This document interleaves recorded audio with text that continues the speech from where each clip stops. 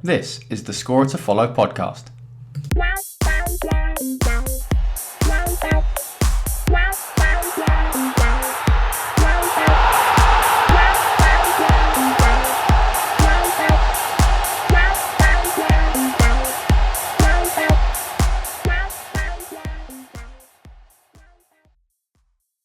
Hello and welcome to another edition of the Scorer to Follow podcast. It's Friday night and we're all here to chat some football. I've got Dan Londy opposite me. Hello.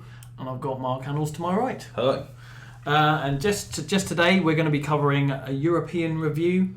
Looking forward to the weekend's Premier League games. Looking forward to the weekend's FA Cup games. We're also going to be talking a bit about Basingstoke Town and what situation that's going on there. And then we're also going to finish up with an Ugo Ehiogu tribute after he sadly passed away today.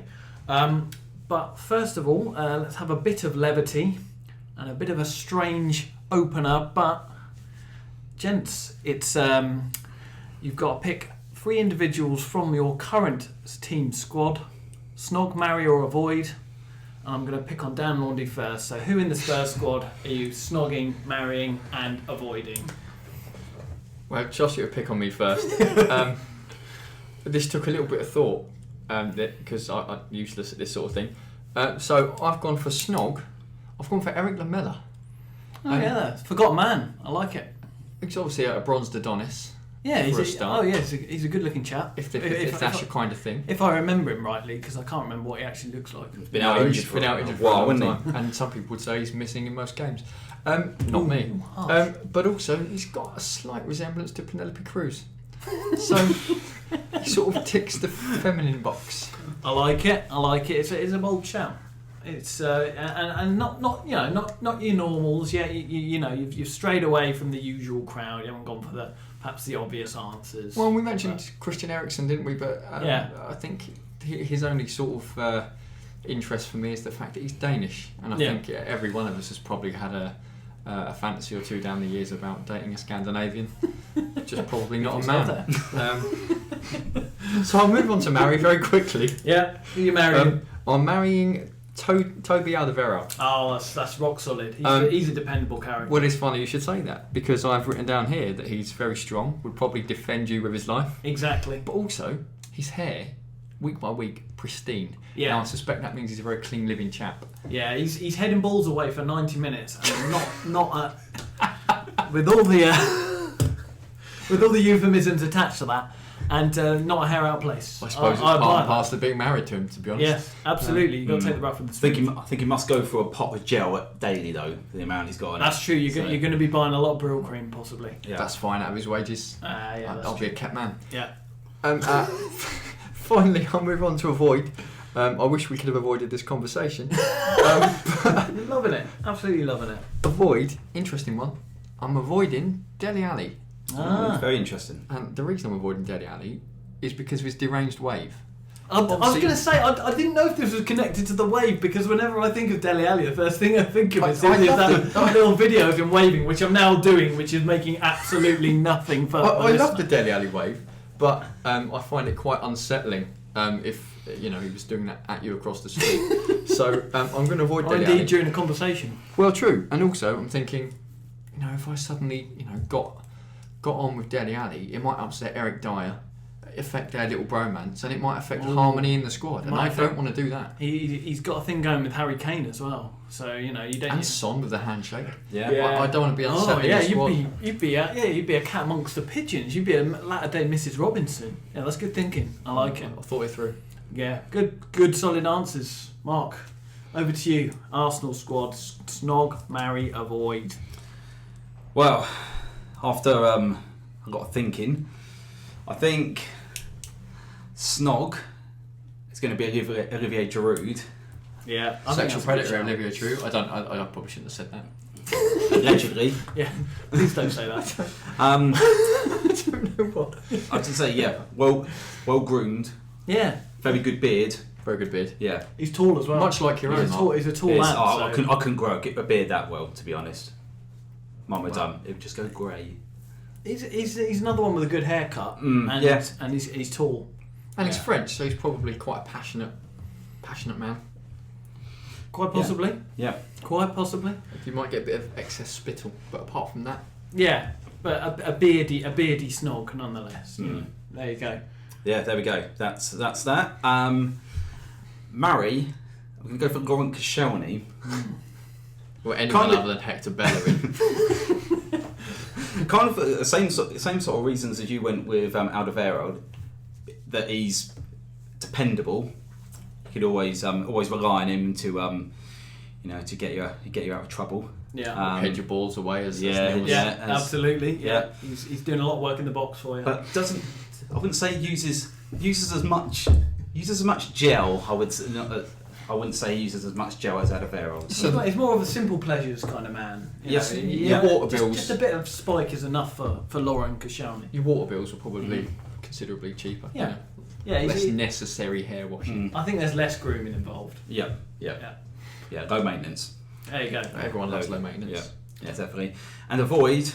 I think it has to be Gabriel, just because I think if you got on the wrong side of him, he'd destroy you. Well, the good times were good with Gabriel. The bad times, they wouldn't be worth going Well, through. we saw obviously when against Chelsea when Diego Costa started on Koscielny and Gabriel basically just laid into him and got sent off for it. And, Probably a bit of a rough lover. Yeah, and also I know obviously many of people have done this. He's a bit rash. Yeah, he's a bit rash, and many of people have done this now. But he also broke Jack Wilshere's leg in training. So What did he do? Blow on it? Yeah. pretty much. Wow. So there we go. There's mine. Yeah. Can't blame you. I think you're probably best off. Okay, mine are Snog is going to be Klopp. Make no bones about it. He's a lovely lad, great beard, and I just think he'd be really good. And we've both got good beards, so they could sort of mesh together slightly. You do look a little bit like him. People tell me that. If I put my glasses on and you squint at me on a misty day, then I look about 10% like Jurgen Klopp. So it's Klopp. That's just his assistant, isn't it? Oh, you should get on the bench, and then there'll be like 3 of you. just gradually replace all of the players with Klopp clones. If he ever turned into like a James Bond character and he needed lookalikes to get away from a dangerous scenario, I mean, there's so many alternatives for him. You could put in your services. Even that fellow, his mate who works at Huddersfield, he doesn't look loads like Klopp, but he looks a little bit like. Yeah, Dark Knight, you could send him out. Yeah, darker hair, but kind of the same sort of beard, glasses combo. Yeah, so it'd be Klopp, but I want to make sure it's the right Klopp and not a decoy. I'm getting bang for my buck, so to speak. So, again with Mary, I've thought along the same lines as you fellas, and it's going to be James Milner because he's Mr. Dependable, isn't he? Millie, love Millie, and I mentioned to you earlier off air that I'm rubbish at things like DIY. I imagine he's absolutely boxing all that off for me. He's going down to do it all on a Sunday, although do it all don't exist anymore. But he's going down to this 2010's equivalent of do it all, and he's just getting himself all sorted out with all of the necessary DIY stuff, and so I think he'd be absolutely solid husband. I think he'd have quite a good range of skills. Obviously, he can play quite He's a few positions. Yeah, so he can cook a lot of different meals in the kitchen. Yeah. Can hold down a lot of different positions. Yeah. Oh well, there you go. That's what you need. That's absolutely what you need. So he's absolutely nailed down that position, and avoided actually going to be Roberto Firmino. It's purely because.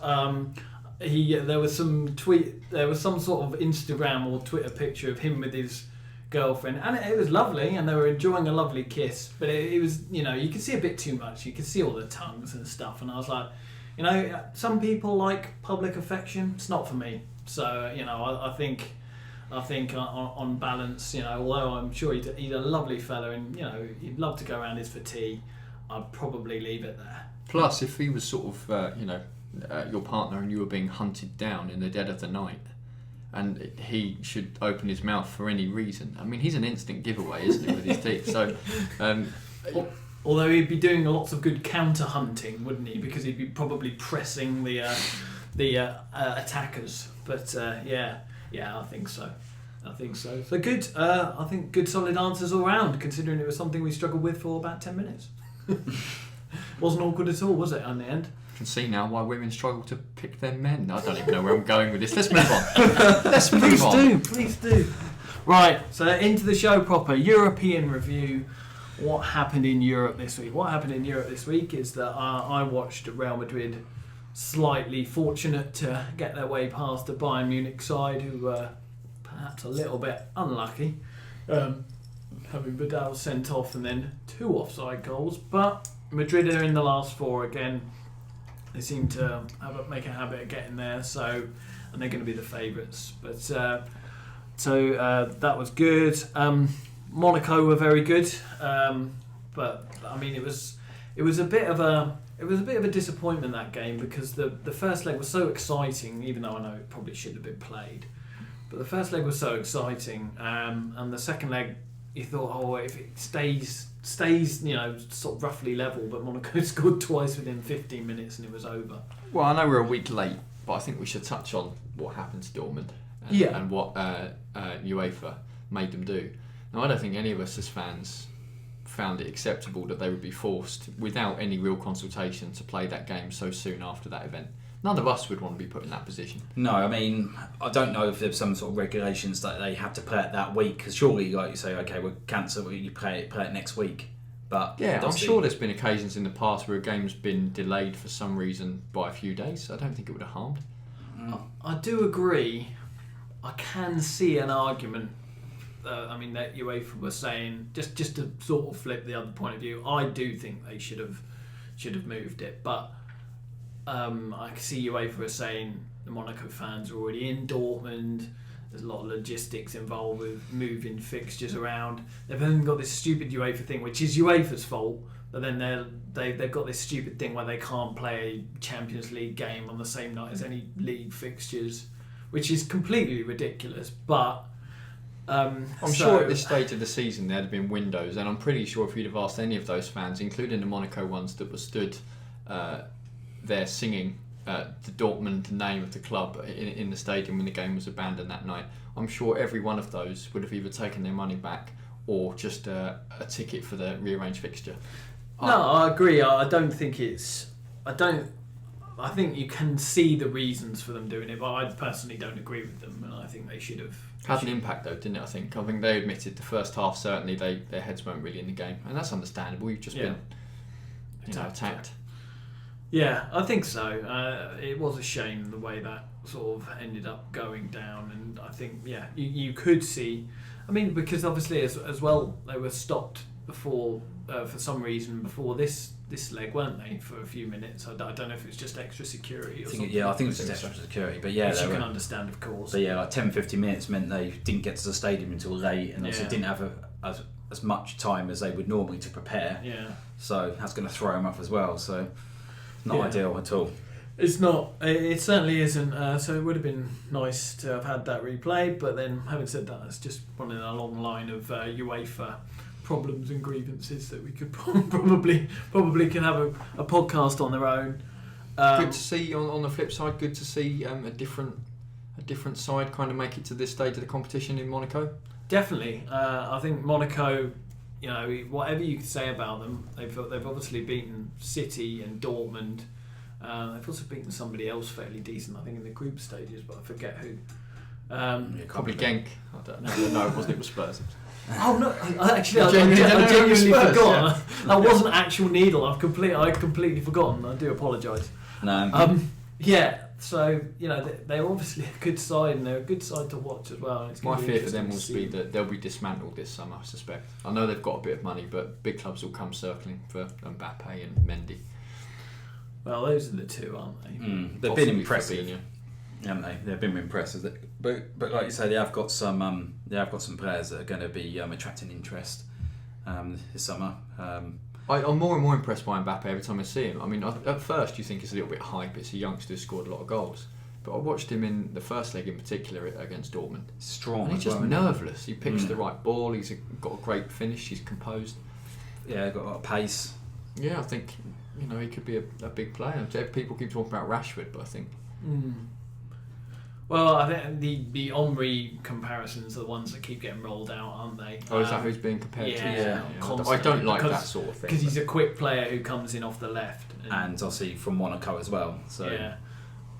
But I mean, from me, he sort of, I've only seen him in dispatches, but I have been impressed. And he looks almost like sort of any good pacey striker, anyone who's come out of that French system in the last 15, 20 years. I mean, Henry, equally, Anelka or Trezeguet, both of those players being the dead-eyed sort of finishers they were and had a turn of pace. He looks like any of those.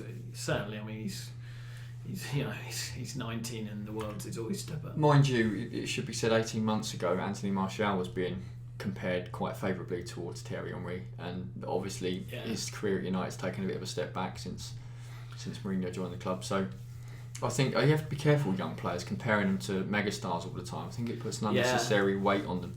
I do. I agree. I think it's not helpful sometimes. I think just let the player develop at his own pace. But yeah, they've obviously got Juventus, so that's going to be a tricky one for them. Juventus obviously looked good when they beat Barcelona at home. If any side was going to hold on to a lead, you'd back an Italian side. But for Juve to keep Barca out for 2 games, it's unheard of, isn't it? I think Barcelona not scoring in 2 games. Yeah, 0-0 at the Nou Camp is actually a pretty, not many teams get that, do they? No, so. Keep a clean sheet there. It's unheard of, really. I mean, they were nearly caught out once or twice. Yeah, they missed a couple of chances, didn't they, Barcelona? But you're always going to have those, I suppose. So, but I mean, it's certainly good that the way the draw's gone. Obviously, you get Monaco or Juventus in the final, which is probably good because I know Juventus were in it in 2015, but they haven't been in it the final a lot. Yeah, Monaco, compared to the Spanish sides. Yeah. Monaco were in it once. That time that they lost to Mourinho's Porto, that I remember, but.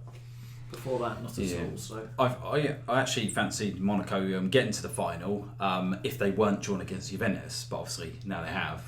Juventus best defensive unit out. I think Juventus have got to be the favourites. They would be my favourites over Madrid. Over Madrid, yeah, I'd say.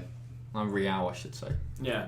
Because I assume we all think that Real or Atletico. I think who gets in the final, those two. I think Juventus will win. It sort of brings me on to wondering whether or not, I've wondered this for a while and I don't know how you do it, but does the Champions League need some form of restructure that doesn't allow or doesn't make it as easy for the big boys to always make the last 4? Because, alright, it's not guaranteed, but most years you expect a Barca and a Real to get to the semi-finals, and it becomes predictable and it becoms mundane. I think it has become boring. I agree. You do? Yeah, I mean, I'm not as... I mean, there's a lot of factors at work, and we could probably do a pod in itself on this. But I think for me, like one of the things that has sort of, I think it's become predictable and slightly boring, and one of the reasons I say why is actually something I never thought I'd say, but the fact that they've taken it off terrestrial ITV telly. I used to love the fact that the Champions League was on terrestrial TV and it's a big night, and they've moved Coronation Street for it and stuff like that. More of an event. Yeah, it was a massive event, and I think now it feels like it's sort of squirreled away on the BT channels. That is a separate point, really. I mean, just part of like the relentless train of football coverage. Yeah, just another fixture. It does feel a bit like that, and I think you're right. But I think you're right that I don't know what reforms you could make to it to make some of the so-called smaller sides do better, but do UEFA want that? Because people are probably still tuning in their droves to see Real Madrid versus Atletico Madrid, Barcelona versus Juventus. Well, and financially, the big sides themselves aren't going to want to lose out on revenue, are they? So they're not going to be sort of particularly keen to see their possibilities sort of shortened. But surely, obviously, the teams that get in there, like you say, the Barcelona, the Real Madrid, the Juventus, get sort of they get to the later stages every season and that, but surely it's just done on merit, really. They deserve to be there. I mean, apart from obviously the Real Madrid versus Bayern game, there was a lot of decisions that were a bit dodgy. Yeah. You don't see that many bad decisions really in the Champions League. Not we say a lot of talking points, but so I agree. I can see what you mean. As in, if you're good enough to win your fixtures, then you deserve to be there. Yeah. I mean, we're digressing, and we could probably do a pod on itself. But I sometimes wonder about the old format because I think the Champions League is harder to win now.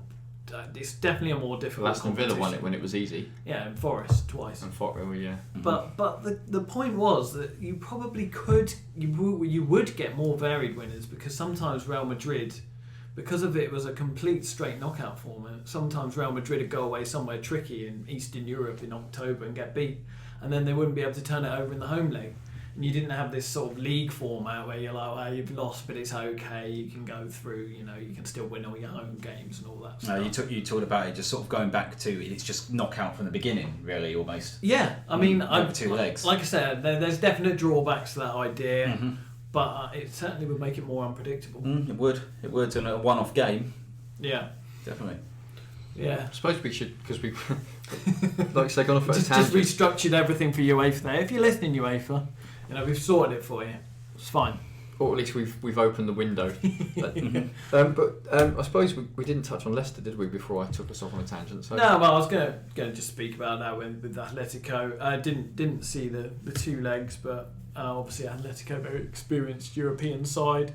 Leicester did well to get to the quarters. I mean, they obviously had a good group run, some good home games. Didn't lose this home game, but no, it's true. Just came up against a very established outfit who've been in 2 finals. They never looked troubled from the games that I saw. They never looked like they were likely to lose the fixture overall. I don't think. He dominated the first leg. I did see that. Yeah, this second leg, I think obviously they got Atletico got the away goal, didn't they? And then obviously I know Leicester pulled it back on the night, but they also still knew they were going through, and then they had their away goal, and they just basically were professional about it and just kept it tight and kept them arms length. Wouldn't Atleti have needed 3? Leicester would have needed 3. Yeah, Leicester would have needed 3. Yeah. So, but Leicester by all means didn't disgrace themselves. No, not at all. So they could have. Some of the fans did. Yeah, that's in the first leg, there was. Oh yeah, there was it was chanting and stuff, wasn't there? Yeah, it's a little bit dispiriting, but yeah. So I mean, Atletico against Madrid. I think you were sort of insinuating it's a foregone conclusion. No. I mean, I'm hopeful it isn't. I have to admit, but I think Atletico might be there. You only have to look at the 2 finals to see it's not foregone conclusion. Yeah. Even though Real come out fortunately on top in both. But you can't help but feel that overall that quality generally tells. Over 2 legs, I can see what you mean. Atletico. I hope not. I hope that Atleti, if anything, I think Simeone deserves to win it. He's got them there 2 or 3 times. Yeah. Well, this will be the 3rd time. He's obviously won the Liga, which was an incredible. I mean, they're not a tiny club, but compared to Barcelona and Madrid, it's a great achievement for them to win that competition. Particularly, when he took over, I don't think they're in any great shakes. Sort of mid-table side, really. So. I think it'd be good to see them finally cross the line with it. But if they don't, ideally one of the other 2. There's no offence to Real, but it just becomes tiresome to see the same club. 11 titles is just too many. I'm sure Real fans would disagree with me. I'm sure, yeah. And wouldn't we all? If Spurs or Liverpool or your lot were making the final every year, I'm sure we'd love it. Yeah. But yeah, for a neutral, it's not fun to watch. And Mark, from an Arsenal point of view, if Atletico win a European Cup, then Simeone can just leave and go straight to Arsenal. He could, but I don't think it's likely. I don't think it's likely to go there. I think if he does leave, then he will go to Italy, I believe. He's not suited to Arsenal, is he? No. I know you say it in jest, but I don't think it would work. Bit defensive. Really. It'd be a massive culture shock for that club. Would have been suited to Arsenal in about 1995, yeah. But the modern day Arsenal's a very different beast. Just touching on Europa, so United got through against Anderlecht, needed extra time, didn't see the game, but Anderlecht were very good. Yeah, I was surprised. I thought they would just be a routine win for them. But obviously Anderlecht played well. Had some chances as well, didn't they? And they did have some real chances. They could have put United out on a few occasions on the away goals rule. But I mean, I'm sort of not too displeased that they stay in because it gives them an extra thing to think about. You know, in terms of top 4 qualification, they've still got that carrot in front of them. So, I mean, what will end up happening is they'll actually win it and finish in the top 4. But you know, they've and all of my hopes will be dashed. Well, in that game they've lost Ibrahimovic for the rest of the season. I assume. So you know how it'd be interesting to see how they do without him, because obviously he's scored a lot of goals from this season. So it would be interesting. We mentioned it off air. I think it is a big miss, and also, like I said, I hope it doesn't end up being the end of Ibrahimovic. I think it's a sad way for him to go out if it ends up being due to a serious injury. For such an innocuous thing as well, you know, it didn't look. It looked awkward, but it didn't look. Just came down how he came down, wasn't it? A lot of the times, though, those can be the worst ones, though, can't they? When it really looks like nothing. You knew it was serious, though, because he's not the sort of player to roll around. But I suppose part of me wants United to win it in a way, with the English and the coefficient and all that sort of thing. But there's another side of me that says they've had enough success down here. I'm more ambivalent to United winning a trophy than I have been in a long time. I'd normally be desperate for them not to win it, but right now, I mean, don't get me wrong. A large part of me would love to see them get to the final and then lose it, as well as not finishing in the top 4. But if they win it, they win it. I've just had a thought. It opens the door again for Wayne Rooney to play a bit more? Yeah, that's true. Because they've got Martial and Rashford, obviously, but Rooney's a bit different. Hasn't got that pace now, but can play that sort of linchpin role up front. It'd be interesting to see if they did bring him on, because obviously Ibrahimovic started against Anderlecht, and then both Martial and Rashford came on as subs, and Rooney was just left on the bench. Yeah, it doesn't suggest he's. Although is he not still coming back from injury? I'm not sure. I don't know what his status is. I'm not sure. I have to admit, but I'd find. I mean, this isn't denigrating Ibrahimovic, who's obviously a fine player, but I think United are scarier with Rashford and Martial. It's the raw pace. Yeah. I mean, you saw what Rashford did to Chelsea, and I think that gives them that option. They become a slightly different beast. They become a bit more cutting edge, a bit less. They're not a long ball side, but you're obviously going to throw less crosses into Rashford than you are to Ibrahimovic. I'm hoping Danny Rose is back by the time Spurs play United now, because for that exact reason they've got a lot of pace there now, and Ben Davies won't probably be able to cope with that. No disrespect to him, but pace isn't his. No, I've seen that. So they got Celta Vigo. I don't know much about Celta Vigo. Beating Barca and Real this season. Well, so they're not going to be any pushovers. Not a pushover. Got a former Liverpool player doing well for them. Iago Aspas. Oh yeah. Actually, I did see someone make a mention of him. Yeah, it does all right in Spain. Well, I think his move to Liverpool, maybe it came too soon. He's young, wasn't he, when he moved there? Mainly remembered for taking a terrible corner. That's all anyone remembers him for. He was like one of those ones that literally just went off. Just went straight out of play. It was wonderful. Yeah. Well, good luck to him in the semis. See how they get on. I think the other one was Lyon got through, didn't Against they? Ajax. Ajax. So my dream's still on. I mentioned on a pod a few weeks back that I wanted Ajax to win it, because I think it would be nice to see a club with the tradition of Ajax kind of reach the top of Europe again in some way. It'd be great to see that. They were a little, well, I wouldn't say lucky, but they were 3-0 down. And then they scored 2 late goals that put them through 4-3 in aggregate against Schalke. So I didn't get round to reading it, but I think there was something on the BBC this week where they mentioned Ajax, and they said that I think it's been sometime since the 80s they've had at least one academy player in their starting lineup in every game since 1984, something like that. Oh, right. That's incredible. Yeah, that's really impressive. I mean, I know they don't get the success now that they once did because of budgets and things, but they lose all their players pretty quickly, don't they? I mean, back in the day, they could keep hold of them for longer. It's another reason I just love to see them. Well, it's nice to see them staying true to their principles, isn't it? That's always been the Ajax way ever since the days of Johan Cruyff and Rinus Michels. I'm probably going to say that wrong. But it's always been their way, him and him. So it's good to see them staying to that. And I'd actually have no qualms about them winning it either. I think it'd be good. I think that's Europe boxed for this week. No Dan Lundy's European Football Corner for you this week. No, I felt we've done enough on Europe. I think we can wait till next week and talk about maybe the Classico result. So we'll look out for that, listeners, next week, and the jingle will return, of course. But let's go on to the Premier League preview. I think we might be stretching for time slightly, so I might rattle through this a bit quicker. Because obviously we've got Premier League and Cup semi-finals this weekend, so it's a bit of a funny weekend in terms of some Premier League teams are playing, some aren't because they're in the Cup, some aren't because they're playing the teams in the Cup. So let's just rattle through Saturday. We've got Bournemouth versus Middlesbrough. So that's a bit of a 6-pointer now. Bournemouth are one of a selection of clubs now that you feel just need one win to cement themselves in the Premier League next season.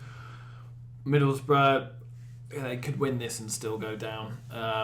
What do you think of Middlesbrough on Monday, Mark? Because obviously you played them and they didn't look too bad, but it's just that cutting edge all the time. Well, it turns out exactly how I thought it would. I did actually, when we were doing the predictions the last one, I actually said 2-1 to Arsenal. Sneaky win, yeah.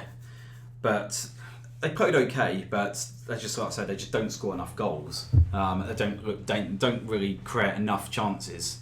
They looked a bit more dangerous when they brought on Adama Traore with his pace. So unpredictable though, isn't he? But yeah, he's like final balls, not as really up to scratch. But I think that's their problem. I mean, early on in the season, they were good at the back, which was sort of masking the fact they weren't scoring a lot of goals. Yeah, but that's true. Since then, they've obviously started letting in goals, and they're still not scoring goals, and that's why they've slid all the way down the table. I think that's always the risk as a team that comes up. If you can keep a clean sheet and not score many, there's always that risk that you're going to get found out or get tired as the season goes on. And when you start leaking and you're still not scoring, you've got a deficit to make up, and quite often the clubs that go down can't do that. Yeah, they're unfortunately they're just in free fall now, I think, and I don't see them getting out of that because, like I say, I don't see them scoring the goals that will take them clear of relegation. Just want to say though, one shining light, and I can't imagine he'll be there next season, but Negredo should be playing at a high level, shouldn't he?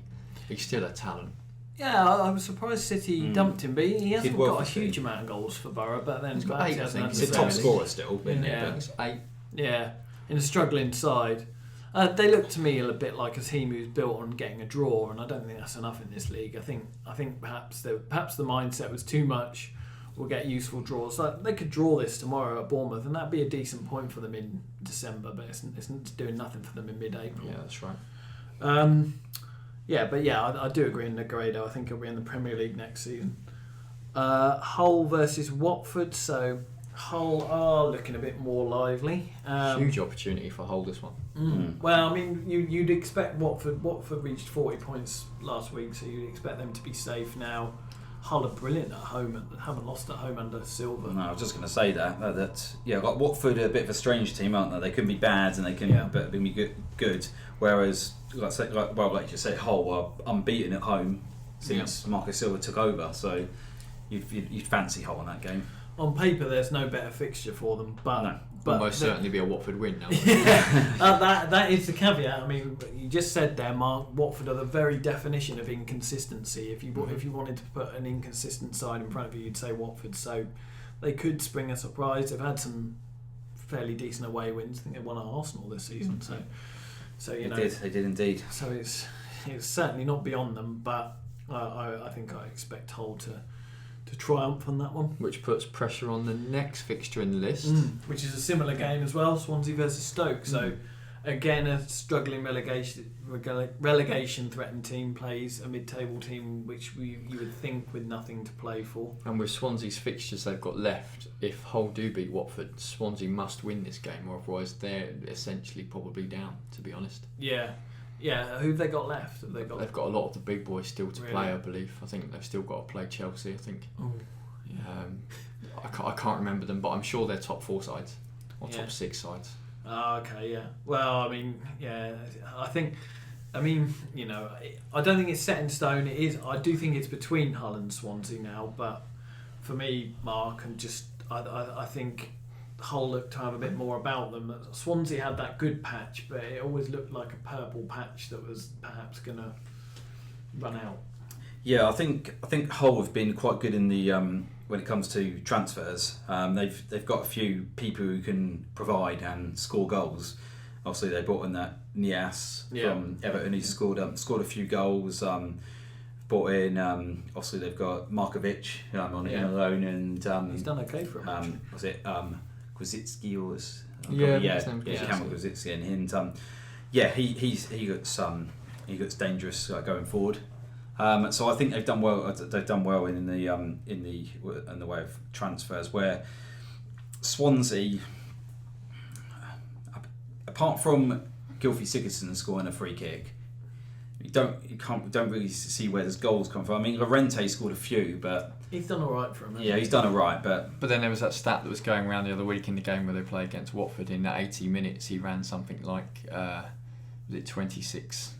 Less than one of the goalkeepers. 26 yards or something. 20, he's effectively a 10-pin bowling pin, isn't he? He's just going to stand there. But I mean, heading the ball very good, good, and technique is good. But he's quite a static footballer. Yeah. Mm-hmm. Yeah, I could easily see that game being a draw. To be honest, Swansea Stoke. Yeah, I think so, and I don't think that's definitely not Swansea. No, it won't be good enough. You look at their buys, and I suppose Tom Carroll, decent player. Yeah. But probably will shine in the Championship, but I don't know whether he's quite got enough to dig them out of the problem they're in. They probably needed leaders and strength, and Tom Carroll doesn't, to me, never gave me the impression talent, he's got. But probably quite lightweight and stuff. And you feel like they needed men in there, if you know what I mean, to try and drag them through it. Mm-hmm. Yeah. Okay, West Ham versus Everton to close out Saturdays. Everton obviously still on a good run. Derby aside, had to get that in. But yeah, they'll want to extend it to put pressure on Arsenal. Weird season for West Ham, who are probably safe. Again, they could probably one of those cluster of teams that could do with one more win, but they've been hard to come by at home this season. Yeah, that one, it could go either way really, because Everton are good at home. Yeah, but sort of a bit patchy away, whereas like you say, West Ham have just had a bit of a strange season, and they can get a good result and they get a bad result. Yeah. So that's hard to call that one.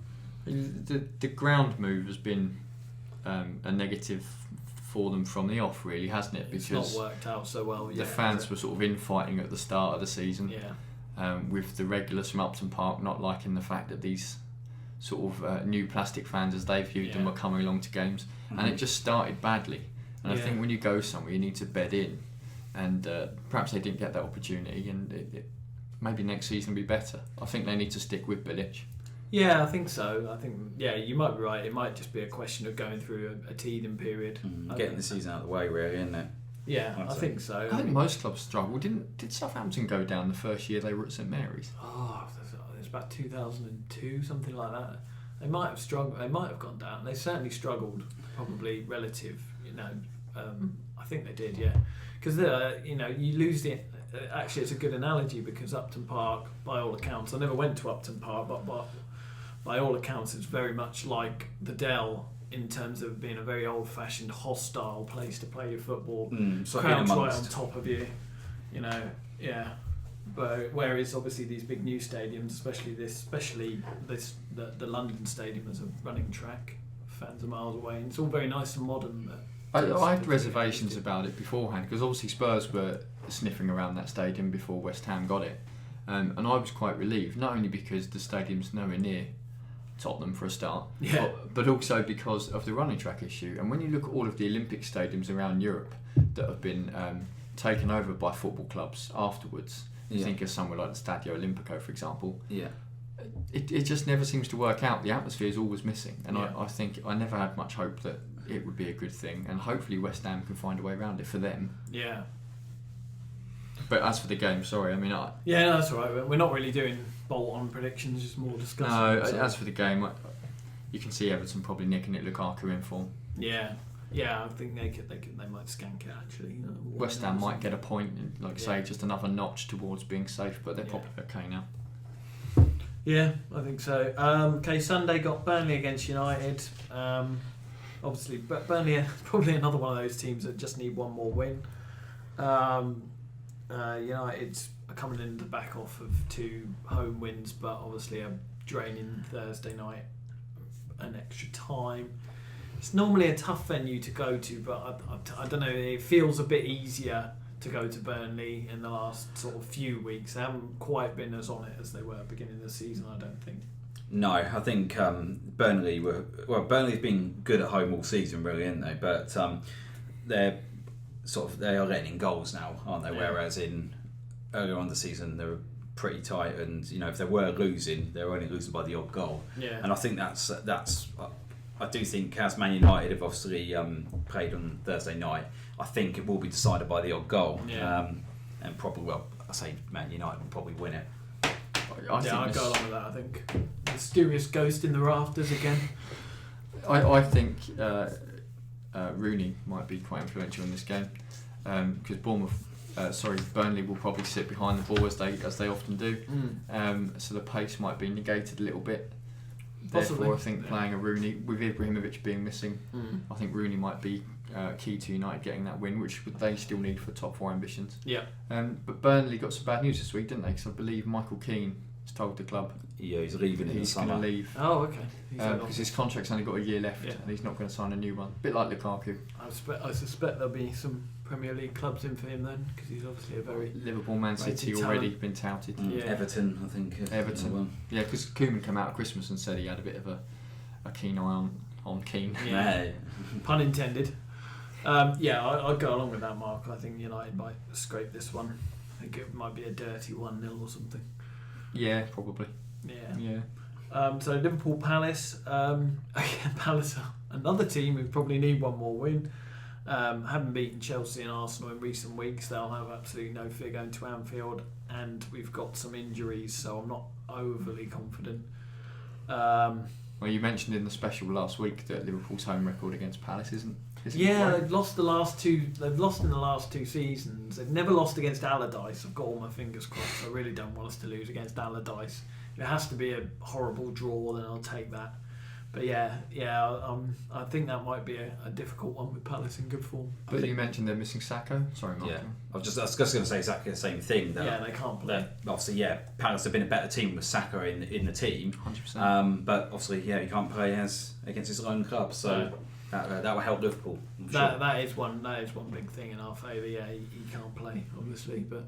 Now it will be. They used to beat us before. With the ex-West Ham, it would be James Tompkins. Yeah. If you can't beat a team with James Tompkins in the back four, you probably shouldn't be competing for the top 4.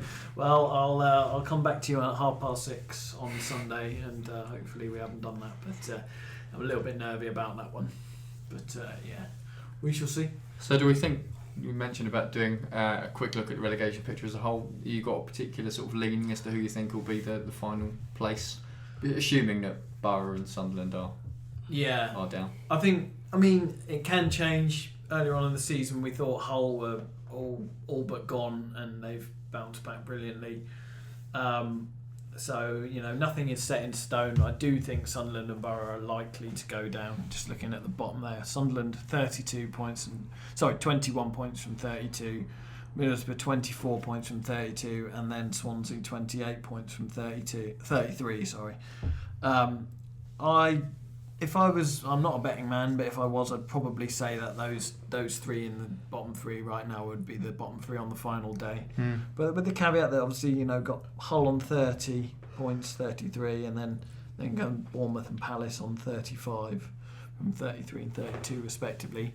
They could get drawn into it. Hull obviously aren't out of it, but I think they've got a bit more about them than Swansea, so I bet them to stay up, and I think it'll be Swansea, Borough and Sunderland to go down myself. Sadly, I agree. I hope Swansea stay up, although I do quite like this guy that's gone into Hull. He seems to have something about him. Yeah. And it'd be good to see how he does next season if they can sort of retain him. Yeah, I think so. What do you reckon, Mark? Yeah, I'd have to agree with who's there at the moment. Will go down. Sunderland, Middlesbrough have already gone, I would say, and I see Hull picking up more points than Swansea do. Yeah. And I don't think anyone else at this stage will be dragged in, because I think it's a bit late for that. I think with the gap, with the points gap, isn't it? I think obviously both Hull and Swansea will need to pick up, probably like 6 points at least to actually draw anyone else into it. And I just don't see it, to be honest. So it seems to be too. I think that what counts against them is that as good as Hull are at home, they're dreadful away. Yeah. So, and Swansea struggle on the road as well. So I mean, you're probably looking at, I imagine, 35 points for Palace and Bournemouth now. I imagine probably 35, 36 would probably see you stay up. You'd want the extra win or two. Oh, to definitely, make sure. yeah. You'd want to get one more win of those. But I think certainly if you had 38, 39, you're staying up in this league. Swansea shot themselves in the foot by going against the model that had done so well for them. Yeah, I think so. Unfortunately, it was a mess, and they were they were touted as a really decent sort of club with a lot of a well-run club, and they just went away from that when they sacked Gary Monk. It's the worst thing they could have done, I think. Just went away from that. They've had 3 managers this season, haven't they? Yeah. You forget the sort of debacle of having Bob Bradley. Yeah. Over Christmas. Yeah, that didn't last very long. It's Gary Monk lost his job last season. Back end of last season. Because Guidi always started the season. Them up. Yeah, so it's a strange situation, but maybe they need to go down and rebuild. But we shall see.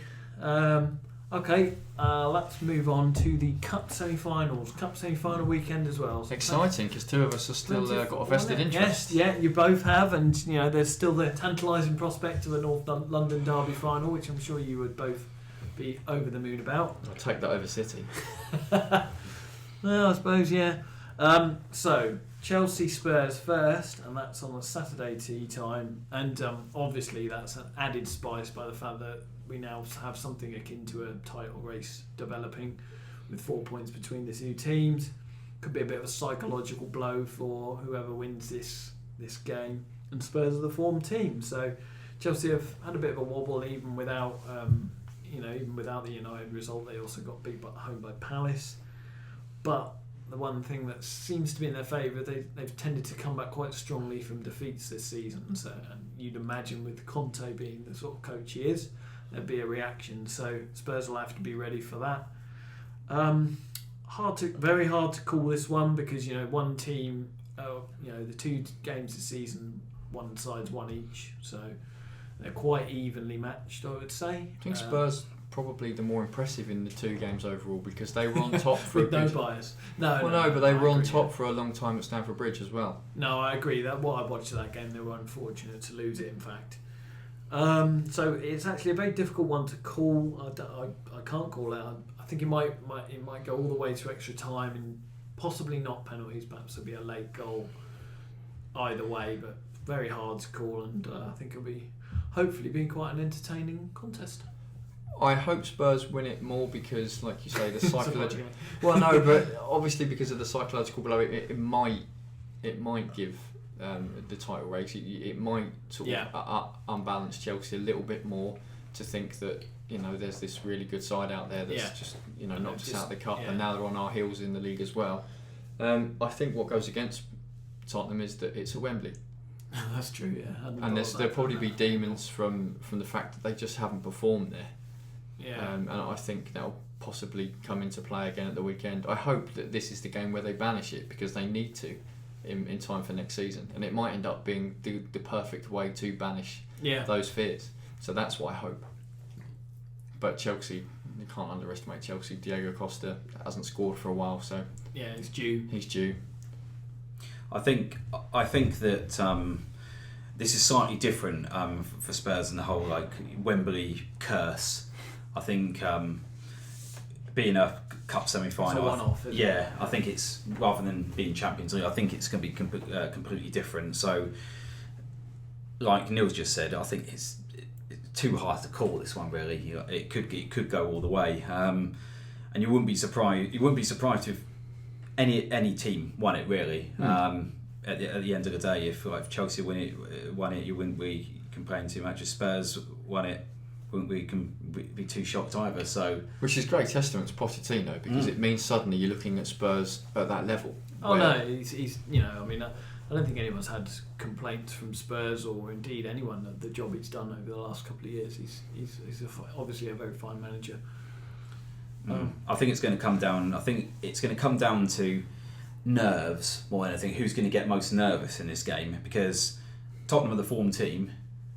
Chelsea have obviously just had a bad result against United, but the players they've got. And well, listening to a couple of the players this week, it seems like they still feel they owe Chelsea one. It seems like they still believe they need to put something over Chelsea because of what happened last year. I think a lot of the players are still simmering about that, and I think that's probably in the back of their minds. I think that's good if you can use it in the right way. Exactly, rather than what happened at Stamford Bridge last year. But even that I don't mind, because it's embarrassing, but it shows the players care, doesn't it? I think two things that also need mentioning are at Wembley, lot of space, so the pressing game that Spurs like to use a White Hart Lane, tighter pitch. They've got the fitness to do it, but I wonder whether or not that might count against them on a bigger. Yeah, could be a case of picking your moments. I think that's. I mean, it's like that anyway, isn't it? No matter how big your pitch is, no one presses for 90 minutes. That's true. You'd be out of breath by about. Apart from Barcelona, who just seems to be able to do it. Yeah, that's true. Yeah, certainly under Guardiola, but. I mean, it probably will be a pick your moments kind of game, really. I think because it might be a bit cagey with the two teams being the positions they are, and the fact that they're quite evenly matched. So Chelsea's pace, I think, might end up being the killer, because if Danny Rose is still missing, and I believe he is, then Spurs have only really got Kyle Walker. Yeah. So a lot has to come down that right hand side from a breakaway point of view. I mean, Son's quicker than you think. Yeah, but it's not like having a Hazard or a Pedro. And Kane's not slow, but he's not. If he does feature, because I know he's getting his way back to fitness. But I think Harry Kane, in terms of pace, is a bit like when you get stuck behind one of those vans that have got a sticker on it that say no faster than 80. They can get to a certain point, but then after that, it's just he's just chugging along. It's not really his game, but. Yeah, I think where this game could be won and lost is down. Yeah, like you said, with Danny Rose still missing, Ben Davies. How can he deal with it? Depends who Chelsea play, but you'd probably say doesn't normally play on that side. No, you might want to stick him on. Victor Moses, I think. Victor Moses and Pedro, probably both very quick players. But I mean, Davies tends to struggle. Obviously, everyone would struggle with Hazard, but. Davies tends to struggle more with pace, doesn't he, than a tricky player? Yeah, I think so. Yeah, be interesting to see the matchups. Do we know if Chelsea have the players back? Because obviously they missed Alonso last week, and it was Courtois back, I believe. Yeah, and I think Alonso was just ill. Apparently after the United game, I think Conte said there was a sickness bug going around, and Costa had it. But decided to play, and Moses also had it and decided to play. Did they have the West Ham caterers from about 10 years ago? the dodgy lasagna cake. Love it. Good reference. Okay, well, yeah, I mean, I'm not going to do sort of actual predictions or anything. I think we all think it's been a close game. I will say, I know Mark won't like it, I will say I hope Spurs win, because I think it's just nice to have a different team in the final. I can't remember the last time Spurs got to a cup final. I think I read Spurs have lost their last 5 or the last 9 semi-finals. I know there was one against Chelsea that went quite badly, wasn't it? And they ended up winning 4 or 5. I can't remember. I'll try and block them out now. I think they actually beat us in the final as well, which I shouldn't remember. I think our last semi-final was the Portsmouth one. Oh, right, okay. Yeah, probably block that one out as well. Exactly. Kevin Prince Boateng scored in that game. I think he did. Yeah. Let's move on. Pompey's magical run to the final. Arsenal versus City then. So all the focus will be on Wenger, obviously, because it has been for pretty much the last 4 months. But I mean, you could say Guardiola has an iota of pressure on him. They haven't totally fired this season. When they have, they've looked good. But should he win a trophy? There's been a lot of investment, so you could argue that he needs something tangible to show for that. It's again a hard one to call. So obviously, they had the draw a couple of weeks ago, 2-2, which was quite an entertaining game. And at times, it genuinely looked like City could tear Arsenal open, but then in other times, they weren't really going anywhere, and Arsenal forced them back. So, very hard thing to tell. What will happen? Neither team's got a particularly reliable defence, so you'd imagine there'd be goals. And we know that John Stones will be out. Yeah, and Jesus may play a part for City. So that was a surprise when you mentioned that earlier, because I thought he was out for the season. Everyone did. Yeah. Okay. I literally just clicked on Twitter, his name on Twitter, and it came up and it said, "Oh, Guardiola said he might start on Sunday," which I don't think. They've kept that very quiet. I don't think he'll start. Well, if he does, if he does that, I think he'll probably start instead of Aguero. But is that wise? I think he likes a fluid front three, though, doesn't he? If Aguero's not playing, so I mean, he likes to put in Sane, Sterling, and Jesus. But obviously, that's a big call with Jesus having been out for 2 months. The lad's played no football, whereas Aguero has been in decent form for City. So They've got so many options, though, haven't they? So going forward, they can play whoever really, and still do the job. I bet you they still spend some money in the summer on forward players, though, even though they've got like an embarrassment of riches up there, really. I mean, it's a separate conversation, but you wouldn't be surprised to see Aguero leave, would you? And somebody to come in. Although who that will be, I don't know. But I mean, it's a system Guardiola's always looked to try and play, hasn't he? It was like that three up front, liked it at Barcelona, liked it to an extent at Bayern, although it was a bit more sort of conventional. But going back to the game, I mean, again, I think it'll be a good game. I think there'll be plenty of goals in it. But again, it's hard to call. As I said, I mean, I know we were talking in a Facebook chat earlier today. I've got a sneaky feeling for Arsenal in this one. I just think they'll be up for it, and I think they'll want to prove a point. Arsenal on their day, although their day hasn't come very often in the last few months, they can put in a performance against anyone. And if I was a betting man, I might shove a few quid on them. And they've become a cup team, haven't they, in recent years? I mean, the FA Cup's been a good source of silverware for them. Yeah, last couple of years, not last year, but 2 years before that, they won it, didn't they? So. Will it paper the cracks over for you, Mark? Would it be a reasonably successful season, or is it top four or bust really for Arsenal? It's top four or bust really. I mean, it's kind of if we did win a cup, it'd be nice. But I think I would say just paper over the cracks. The season really should be about finishing, well, obviously challenging for the title really, but not getting in the top four, which I think is going to be very unlikely. Very likely that we're not going to get in the top four, should I say. If we can win the cup, that'd be good. But really, it's been a bad season all round, I think. What's your feelings on the actual game Sunday? I don't think the league game, the 2-2, is going to have any bearing really. Like you said before, City could have blown us away with that, and could have been 4-5-0 up, and obviously we scored a couple of goals and then they just dropped off, and it ended in a draw. But it could have been worse for us. But like we say, it's kind of sort of the last chance saloon for our season, really, isn't it? So hopefully the players will get up for it, and we'll put a real performance, and hopefully we can get the win. Yeah. And just get a little bit of pride back in our season. There's an argument to say. I mean, I don't hold much theory in the whole momentum thing where one game then influences another, but you certainly, if Arsenal had the lift of a cup semi-final win against City, then they can go into the midweek game, which I think is against Sunderland, so you would expect them to win with a fair degree of confidence. True. I don't think we're playing at Sunderland. I think Sunderland's. It might be Leicester. Oh, okay. Leicester at home. I think Leicester at home. I think Sunderland's near the end of the season. Right. I could be wrong, but 2 of your last 3 games, I think, are Sunderland and Middlesbrough. Is that Sunderland and Everton lost Sunderland. 2.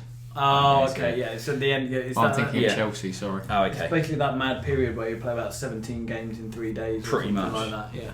Okay. Oh well, even Leicester at home though. I mean, with nothing to play for, and they're not great away, you would still expect Arsenal, if they were to go in on the back of a win, to have a decent performance. It's just our defence, and it seems like Mustafi's going to be missing on Sunday. Right. He's ruled out the Middlesbrough game for injury, so we'll see if we'll play 3 at the back again. Yeah, that was an interesting experiment. That was weird. We've done it since something like 97. 97, yeah, 20 years. But apparently Tony Adams was sent off after something like 12 minutes on that occasion. So at least Middlesbrough went quite well for you by comparison. Tony Adams didn't get sent off in that game. No, he was Magic Granada instead. Signing Nigel Rio-Coker. Yeah, Kieran Richard. That's for another pod though. But God bless him. But yeah, I think it's going to be a tough one. But I honestly don't see us getting a result. I think City will win. I think on form, you'd have to fancy City. I mean, they put Southampton to the sword pretty easily last week. Arsenal scratching around, just trying to get results, which almost certainly again means that Arsenal will probably win 3-0. But I think City go into it as favourites. Yeah, I think that's reasonable. They're certainly, like you say, they've not been in bad form for quite a while now. I know they lost at Chelsea, but other than that, I don't think there's too much of a blemish on their record for a few months. I think it just with a cup game, I've just got a sneaky feeling for Arsenal. But I mean, you could certainly see them putting in a professional performance and winning as well. So again, it's quite a hard one to call. It's certainly not a foregone conclusion either way, I wouldn't say. I think it hangs on the first maybe 10-15 minutes. I think if one of those sides gets off to a fast start, it's Arsenal particularly, if they score, they tend to get on top of teams. The confidence rises almost immediately. So if Arsenal score early, I fancy them. But the more it goes on, then leans more towards City, I think. Fair enough. Okay, well, final word on this. How much are you both looking forward to the North London Derby Cup final? Well, it's not going to happen because Arsenal won't get through, unfortunately. Hey, look, I'm still pinning my hopes on Spurs winning the double, like an outside opportunity. You're in with a shout. That was ever going to happen. You're in with a shout. So, do you know what? It's just nice to be part of it. Just nice to have a nice day out. Do you know what? That's just such a cliche. It's not true. Really I want to win, obviously. It really is a cliche, and nobody ever means it. That's for another day. Okay, right. Let's move on briefly to our non-league club of choice, Basingstoke Town, who play their final home game of the season tomorrow against Hitchin. And as it stands, it looks like it's going to be the final game ever at their ground. Situation's a bit complex, probably don't have time to go into all the ins and outs here, but the basic facts are obviously the owner, Rafi Razak, is selling up at the end of the season. Excuse me. He has part of the ground and is looking to sell that because he wants his money back on the investment. But that obviously means that Basingstoke are without a ground from May onwards, and they're looking into options for possible ground shares, but there's none in the town at the moment. So the most likely option is they're going to be going to Farnborough, which is about 20 miles down the road, and playing the home games there. It's just a bit of an ongoing situation. In fact, we know that the Borough Council have met with the club today. Don't know what any of those, don't know what happened there, but I'm sure we will find out in the fullness of time. But just quite sad, really. I mean, we've often gone down there, and we're going to go down there tomorrow to mark the possible passing of the ground. But just quite sad that they could find themselves in this situation. Well, I hope at some point we can develop this into a full pod, and we might get some people sort of closely involved on to talk about it if we can. I know we did approach. Yeah. I should point out there's I meant to say in my preamble but forgot professionally that there is a Keep Football in Basingstoke campaign. We did reach out to them to appear on the pod, but they didn't respond to us. So we're just going to cover it briefly ourselves. But yeah, I hope that would be nice to be able to do that at some point. I think Basingstoke as a town has grown around us as we've grown up, and for us not to have a football club would be awful, really, for the population and the size of the town these days. My understanding is that gradually over the last couple of years, the council have closed off every avenue to Basingstoke playing anywhere else around the town, be that the new ground that was mooted on one particular site. To just renting random pitches in the area. I know the council will argue that Basingstoke haven't helped themselves, and again I don't know the ins and outs perhaps enough to fight either argument on this particular pod. But certainly it doesn't seem right that a club that's been here for so long should just be allowed to sort of fall away and die. As it looks as if it will at the moment, because there doesn't seem to be any other options on the table. It was only last season, I think, that Basingstoke's Camrose ground was featured on Soccer AM. Yeah, for anybody that remembers that. Certainly, it was a season or two ago, wasn't it? They were actually sponsoring it, weren't they? Yeah. And calling it the Soccer AM Stadium, albeit for one season. And there is a point to be made here, I suppose, because Mark, there's obviously people at the club or people involved with the club that have the idea of something that's going on and then trying these different things. So you've got Soccer AM, that sponsorship deal. Then you had, which was I think a publicity stunt, but somebody actually put the club on eBay. Mm-hmm. I think that's to draw attention to the plight. But yes. It's obviously, there are obviously people that care very much about the club, and it feels sad that it's sort of being moved from underneath their feet, so to speak. Yeah, it is. It is a sad state of affairs, really, isn't it? That it looks like Town is going to lose the football club as we know it, because they might still be called Basingstoke Town, but they're not going to play in Basingstoke at this moment in time again. Be like a low level MK Dons Wimbledon type scenario, perhaps. Potentially, yeah. Yeah, we'll have to see what happens, but yeah, I mean, it's going to be sad that we're just going to lose the football team. I think the club reached a crossroads 2 years ago, because it nearly got promoted. It nearly went up to the National League South, I think it would have been, which would have been a big step, because the club's kind of been ambling around in the lower reaches for quite some time. Investment, Razak's been good for the club on the whole. I believe in keeping it afloat. I can't knock him for that. But in terms of taking it to the next level, I don't think he either wanted or had the funds to subsidise that. So the club kind of levelled off at where it was, nearly got up. I know a guy that played for them that year, and he said the players outdid themselves. They certainly weren't a squad that were expected to get to that level. So the fall off to next year was no surprise, but to then go so often when that happens, when you've outdone yourselves the previous season, it's a rude just fall flat. Like a come down almost, isn't it? And unfortunately, they fell flat in quite spectacular style, because obviously they then got relegated. So you should point out they're mid-table currently, and they're doing okay, and they'll be fine in the league they're in this season. They're not pulling up any trees, but they're not in any danger either. But you'd hope coming down, even the step-in level from where they were at to where they've gone. I think they're in what I can't remember the league. Is it the Southern League they're in now? It's the Evo Stick Premier League, I believe, or something to those. The Southern Premier League or something. Yeah. But you would expect from the level they dropped and some of the players they had. I think former Reading player James Harper was playing for the club. You would expect them perhaps to at least be fighting around the top six, and again, to be around mid-table, and they pretty much are plumb mid-table. They're nowhere near relegation, but they're nowhere near challenging even for playoff positions. I don't necessarily think that's acceptable.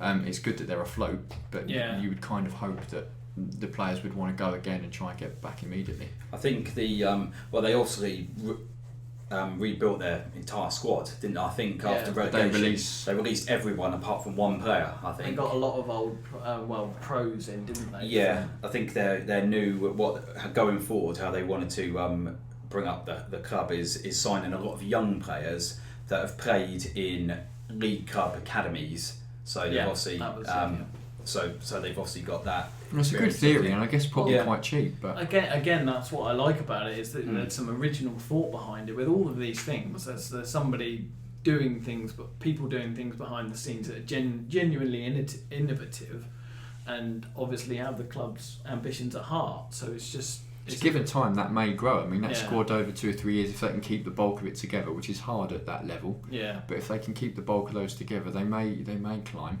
It's just hard with what's going on. Whether how many of the couple of hundred that go every week are going to make their way to Farnborough, and I suppose the diehards will, but the ones that sort of wander down 4 or 5 times a season, like maybe we do. Yeah, no, we are. Well, we're going tomorrow, but it'll be probably about a third or fourth time. But it's just a very sad situation, because I feel like a football club is part of a community, and part of that community dies when you don't have it. And even I know it will still exist in some form, but you feel like being homeless. Can a non-league club survive that long? I wouldn't be optimistic, to be honest with you. Probably not. I mean, this is our sort of call out to the council or anybody that might take an interest, really, to try and help save the club. And because at the moment, because I say I don't know if obviously with Razak leaving, are they having any type of financial backing come from anywhere? There's talk of a community ownership, but I mean, again, there's so many mixed messages and so much confusion coming out of the club right now that you don't know exactly what's going on. I don't know if it's been thrashed out in this meeting, but there was certainly talk back in a couple of months ago that the people who helped out AFC Wimbledon, a couple of other clubs were going to be involved. I've completely forgotten their name, which is useful, but I don't know how far along that's gone. I think that would be brilliant if you could get some kind of fan ownership. It's like you say, it does work because, like say, AFC Wimbledon, they're now in League One. Yeah, and there were some other high-profile teams whose names I forget. Well, I know they've got the financial backing, but of course you've had the Salford story. They're gradually climbing. Yeah. I mean, these sort of things coming from sort of kind of supporter, grassroots fan ownership. Fleetwood I think would be brilliant. Yeah, another one. I think that would be the ideal, but whether that's something that's viable at the present moment, I don't know. The thing is, obviously, there's certainly below the top level of football, there isn't necessarily money to be made. I know that the people in charge at Reading are selling the club because ultimately their pockets aren't deep enough to keep Reading floating as they are, and so they're having to sell or choosing to sell. So if that's happening at a well-run club that's probably reasonably profitable, and certainly would be if it was promoted, you kind of wonder what's in it for somebody at grassroots level, unless there is a passion for maybe a local supporter that's got the funds. Yeah, I think it's because football is a loss-making enterprise anyway, isn't it? Yeah. And do you think even the biggest clubs, your Manchester United and your Liverpools and your Tottenhams, they probably only make as much as one small Tesco store or one medium-sized Tesco store. So despite the millions that are washing around in it, if you're going into any type of football club, non-league or league, you have to be realistic and think, I'm probably not going to make a profit out of this. This is going to be a passion. It's going to be something I enjoy, and that's got to be it. But somebody to come in and do that at non-league level is very difficult. And they were lucky with Razak, and he's done a good job over the years. But it's just a shame that this is all happening like this, really. What was his reasons for stepping away? Did he simply he couldn't do it anymore? As he said, why? I mean, again, I don't think there's been huge amounts of information coming out of the club, but from my understanding is because of what happened with the ground situation and the fact that, like you said, that he kept finding blind alleys everywhere, that he felt it was no longer viable without a new ground. So that's my understanding of it, but I can't speak for him, obviously. He's obviously been campaigning for years to try and build a ground. I know obviously the preferred site was just off London Road, isn't it? Just opposite Riverdene, the Skewers pub. Yeah, they put a kibosh on that, didn't they? Yeah, I can't remember the name. I think that went out to a local survey, and I think people decided they didn't want that on their doorstep. Yeah, the traffic and the extra people. Yeah, we've got a mutual friend of the show, Steve Tovey, who lives near there, and he said it was very much that scenario that people said they wouldn't be able to walk their dogs and all that sort of thing. Yeah, because it is just scrubland there at the moment. Yeah, it's just fields at the moment, so.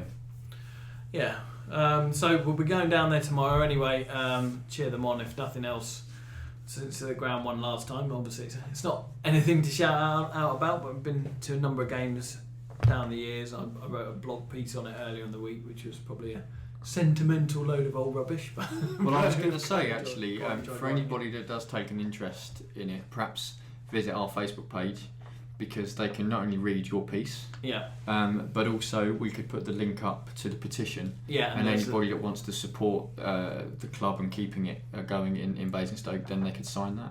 Yeah, absolutely. There is a link that I did put a link in the piece as well to the petition and the website. Excellent. But so we can put that up, and the website is, just to read it out, is www.kfib.co.uk. Petition is on there as well, so you can go straight onto the petition and sign it. Excellent. So yeah, that'll be happening tomorrow, and we do hope that something gets resolved, unlikely as it looks at present. But yeah, so moving on, and just before we close, we have gone a bit long, as we always do, but we did want to obviously do a bit of a tribute to Ugo Ehiogu, who very sadly passed away today, as mentioned at the top of the show, 44. I mean, this title of this show is a 90s reference. We do loads of 90s references because we all sort of grew up in the 90s, and actually when you know, I heard he'd obviously been taken ill at first, the 90s were all I thought of, because he was just this sort of colossal rock of a defender throughout the 90s. And I was actually just looking up his career. I'd associated him so much with that decade that I didn't realise he actually played until 2009. He was about 37 one year, I think, when he retired, 37, 38. Yeah, he was at Sheffield United. So his career spanned 1989 to 2009. Obviously, remember the Villa and Borough days. You know, he was with Southgate at the back, and they had a great partnership. But yeah, had a couple of England caps. And like I say, we've seen a couple of spectacular goals. He scored one for Rangers. I'd actually forgotten he played for Rangers. But a red kick, a winner in the Old Firm, wasn't it? Yeah. So he will be not forgotten by well, we won't be forgotten by a lot of people in football, but especially not Rangers fans. Yeah, they'll remember for doing that. Yeah. I mean, the thing that I sort of just noticed, Dan, a lot, you know, something sad like this happens, and a lot of people say he didn't. Nobody had a bad word to say about them, and you know, sometimes they are, you know, with the nicest will in the world, they're being nice, and you can obviously understand why. But I think people genuinely didn't have a bad word to say about him. He was, you know, everyone said what a lovely fella he was, and just nobody seemed to have an axe to grind against him. There weren't rival fans who didn't like him for any reason. He was just a brilliant defender, came in, did his job. And so it's just very sad news. And he was obviously working for Spurs at the end as well. You know, just as a coach, which I wasn't aware of until yesterday. But you know, I've seen quotes from people like Harry Kane as well saying what a great coach he was. So I think he was the under-23 coach. Yeah. And looking around today, there's a great deal of players at Spurs youth level that are coming through now that have all tweeted how much not only did they value what he helped them achieve as players in terms of their growth, but a lot of them looked up to him in as a father figure, and he seemed to help instill them with the sort of skills to be better men. Yeah. And a lot of them seem to have echoed that today, and I think that speaks volumes about what the guy stood for. Saw a nice tweet from Josh Onoma actually about him, just saying how he'd, you know, helped him become the player he is at the moment. Obviously, just, you know, sort of from the fringes of the first team at the moment, but yeah, very, very well thought of by the looks of it in the Tottenham ranks, and a promising coach by all accounts. It sounds like he had something about him in that. He perhaps was going to develop into, you know, a strong coach. Because it's obviously easy to forget in things like today's world that these kids are just young lads, and sometimes, you know, these 18 to 20-year-olds, they haven't really had like a proper, you know, haven't been able to go out and be silly like we have, because they've been so invested in their career from the start. And so it's nice for somebody to recognise that, take them under his wing, and just, you know, basically look after them and help them become men. I think, you know, like you said, he was a father figure to them, obviously. So yeah, and we were just swapping a few stories today. Obviously, Mark, you remembered a Villa game where I think he scored a winner. He chucked him up front for 20 minutes. 1994, UEFA Cup against Trabzonspor of Turkey. Good one. They were 1-0 down from the first leg, got 20 minutes to go, and they stuck him up front, changed the game, got an assist, actually scored the winner on the night in a 2-1 win, but unfortunately went away goals. But I remember being home and watching that game, and just obviously his performance just made me really like him as a player after that. Yeah, I think it's obviously very sad, but it did make me think of that Villa team, and obviously it was a handy side back in the mid-90s. He was obviously a massive part of that. So just wanted to pay tribute to him. Obviously, very sad loss, and a great guy.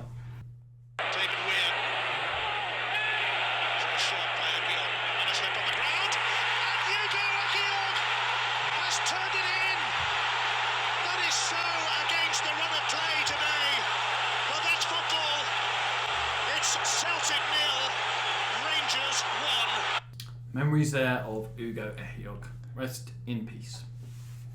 This has been the Scorer to Follow podcast. Thanks for listening. Wow.